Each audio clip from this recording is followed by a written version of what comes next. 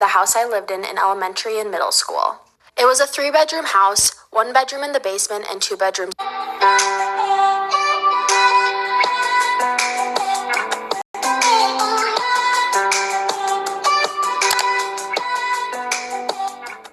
I'm going to be telling you the scary story of the house I lived in elementary and middle school.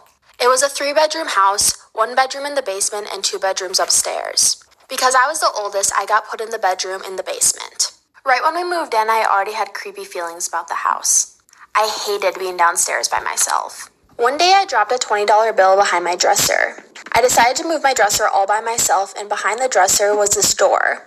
It wasn't a normal door, it was really short and just squared. It was also glued off, so I couldn't get into it. Me and my neighbor, who were best friends, worked at it for days to get into it. We finally got it open, and inside was another room. It was almost like an underground attic. The walls were wooden, the ceiling was wooden. There was no carpet, but it smelled awful. My parents found out and they were super mad at me for opening the room. They of course put that dresser in front of that door for a reason because they knew I would explore it. But after that, things started to get weird. Stay tuned for part 2. This is part 2 of my scary childhood story about the door behind my dresser.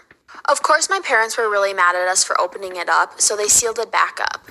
They just didn't want us to get hurt from all the rusty nails or if there was mold inside. But I think we released something when we opened that door and a lot of things started to happen. First, I started having night terrors to the point where I would scream at the top of my lungs and not wake up. My parents would have to come downstairs and wake me up and put me back to bed. Then, every single night I would have this reoccurring dream that me, my mom, and my brother were all at a picnic at the beach. This super old lady would walk up to us and she would take me. She then would lock me up in the room behind my dresser. This dream would reoccur every single night for months. It scared me so much that I started to not sleep at night. I developed insomnia and would only sleep for 2 to 3 hours per night at only 8 years old. There was a couple nights where I swear I saw the old lady standing in the corner of my room. My parents just thought I was hallucinating from no sleep though. Stay tuned for part 3. This is part 3 of my scary childhood story about the door behind my dresser. Because I wasn't sleeping and developed insomnia, my parents took me to a sleep therapist. The only thing the therapist gave me was a bunch of sleeping pills. Even though the sleeping pills worked, it made my dreams so much worse. I even started walking in my sleep. I would wake up all the time not in my bed. My covers would be all the way across the room like someone had dragged them over there. One night, one of my best friends slept over and we heard knocking coming from the door behind my dresser. That night when we went to bed, she started speaking really creepy gibberish in her sleep. I had to go get my mom to wake her up. I woke up a couple nights feeling like I was suffocating, and when I swung out of bed, I saw a silhouette of an old lady. My cat even started to sit there and meow and hiss at random things in the corners of the room. But there was nothing ever there. It got so bad to the point where I moved up into my brother's room. If any of you have listened to all 3 parts and are experts on spirits, please message me on Instagram and tell me what you think I released that night when I opened the door. Dark things Disney doesn't want you to know? Today let's talk about the man with the cane, a real-life ghost that haunts the Haunted Mansion ride. How ironic. Legend goes that back in the day, this man died on the property that is now Disney. He has been seen by a number of Disney employees and likes to haunt the Haunted Mansion ride. He is referred to as the man with the cane because he is a man and with a cane. According to employees, they see him get on the ride, but never see him leave. He just mysteriously disappears. This man likes to appear late at night, especially after closing. Apparently, it's thought that this man is trapped between 2 worlds. He's literally trapped at Disney and can't escape. Just be careful if you ever come across this ghost man at Disney. Also, follow me on YouTube for more videos like this.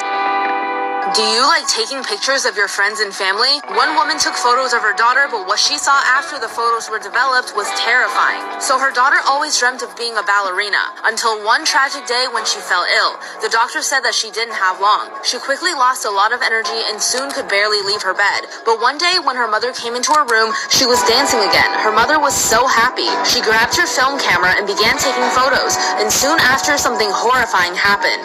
Her daughter's eyes rolled back and she fell on the floor. She was quickly taken to the hospital, where doctors said that she succumbed to her illness because the dancing was too much for her heart to handle. However, when her mother developed the photos that she took earlier just to remember her daughter by, she could not believe what she saw. In every picture, she saw a dark shadow standing behind her daughter, clutching her head and pulling her back and forth. Something in her daughter's room was forcing her to dance. A boy near the border of Syria and Israel was born with a long red birthmark on his head, and around the age of 3, the boy started to claim that he was murdered in his past life. This doctor and a German therapist started to follow the boy closely, and the little boy told them the story of how he was struck and killed with an axe. Under the evaluation of the doctor and therapist, the boy took them and the town elders to the place where he thought his previous body was buried. And sure enough, after hours of digging, they pulled up a skeleton from the dirt. The skull had an obvious blow to the head, which matched up perfectly to the birthmark the boy was born with. He was also able to give the name of his killer, who at first denied the claims, but later admitted his guilt after the boy's former body and murder weapon were found. This is why you should always know your mom's voice. A young girl named Casey is playing in her bedroom and folding some clothes. As she's playing in her room, she starts hearing plates being thrown around in the kitchen. Her not thinking anything of it continues to play. She then hears her mother call her name from the kitchen. Casey responds, "Coming," and begins walking down the hallway. As she is walking down the hallway, a hand pops out of the closet and grabs her. The hand pulls her in and Casey looks and it's her mother. She pulls Casey close and whispers in her ear, "Don't go in the kitchen, I heard it too." If you guys want to see more stories like this, make sure to like it. Shell Rotella engine oils are designed to help you go further. Learn more at Rotella.com.